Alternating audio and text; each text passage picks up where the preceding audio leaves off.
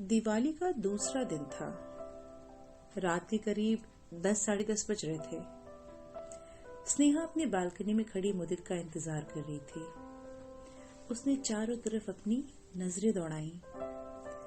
नीली पीली गुलाबी रंगीन लड़ियां अपनी मध्यम रोशनी से रात के अंधेरे को खुशगवार सा बना रही थी।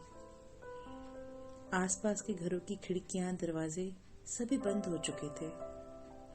सन्नाटा सा पसरा हुआ लग रहा था माहौल में। स्नेहा की निदाई आंखों में दो जहान थे। एक ये दुनिया जहां दिन डूब चुका था और एक वो जहां स्नेहा के ख्वाबों के सूरज ने आंखें खोलनी शुरू की थी। स्नेहा ने अपने कानों में ईयरफोन्स लगाए और अपने फेवरेट गानों की लिस्ट से एक गाना सिलेक्ट किया और गाने की मिश्री सी धुन के खुलने के साथ साथ वो निकल पड़ी अपने सपनों के कारवां पे। अकेली, बेसुध, बेखुद। हल्की ठंडी हवाएं उसके चेहरे को छूकर उसे और भी मशगूल बना देती। कुछ पुरानी यादें, कुछ पुरानी बातें, कुछ अधूरी मुलाकातें।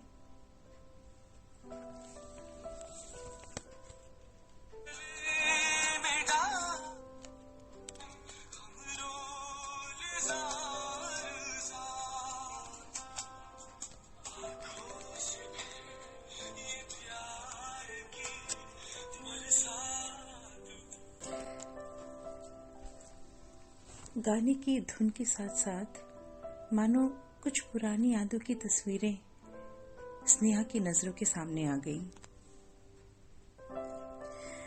स्नेहा को अपनी ये ख्वाबी दुनिया हकीकत सी लगने ही लगी थी कि अचानक एक तेज पटाखे की आवाज से वो चौंक गई। ये मैं कहाँ हूँ?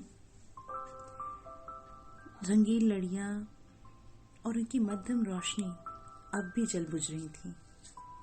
सन्नाटा और भी गहरा चुका था।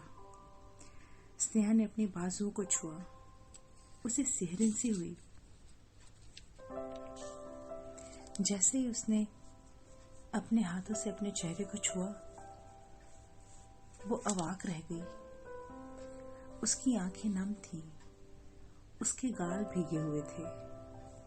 शायद अब तक जमी यादों की मोम उसके अंदर पिघल रही थी। दिए जल रहे थे, लड़ियां जल रही थीं और शायद जल बुझ रही थी स्नेहा की यादों की मोम।